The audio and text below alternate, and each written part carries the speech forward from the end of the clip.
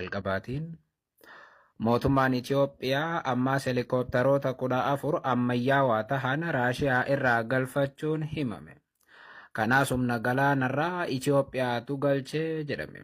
Dhiyoo jeettiiwwan waraanaa ammayyaawaa Su-35 jedhaman lakkoofsaan 6 kan ta'u Itoophiyaan Raashiyaa irraa akka bitte odeeffannoo miliqee ba'e ijoo addunyaa ture.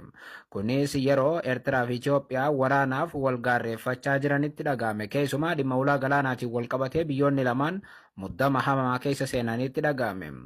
Kun osoo dubbatamee hin dhumin amma immoo oduu haarawaa dhaga'ameen humni galaanarraa Itoophiyaa haala addaatiin irra deebi'iin gurmaa'e helikoophitaroota ammayyaawaa Raashiyaan hojjetame 14 of harka galfateeraa jedhame. Oduun kun bal'inaan kaleessarraa eegalee kan qoodame yoo ta'u, oduu sanaas garee mootummaa faana hidhata qabuutu bal'inaan facaasaa ture.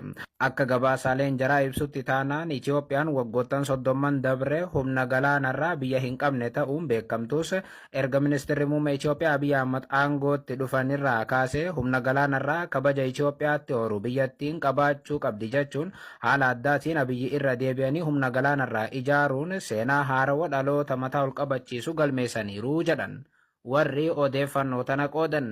Arra immoo humni galaanarraa hidhannoo ammayyaawaa kan qilleensarraa markaboota diinaa fageenyatti haleeluu danda'u hidhachuun diinotatti yaaddoo uumaa jira jechuun odeeffannicha bal'inaan qoodaniiru.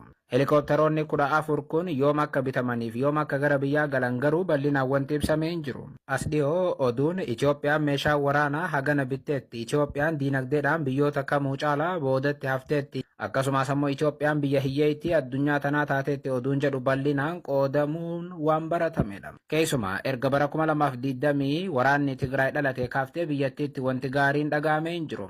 Hagaa du'arraatti Itoophiyaatti wanti gaariin hojjetameef addunyaan jajje tokkichi yoo jiraate hidha haaromsaa ture. Helikoophitaroota amma jedhame kana gama waraana biyyattiitiinis ta'e gama mootummaa Itoophiyaatiin odeeffannoon ifatti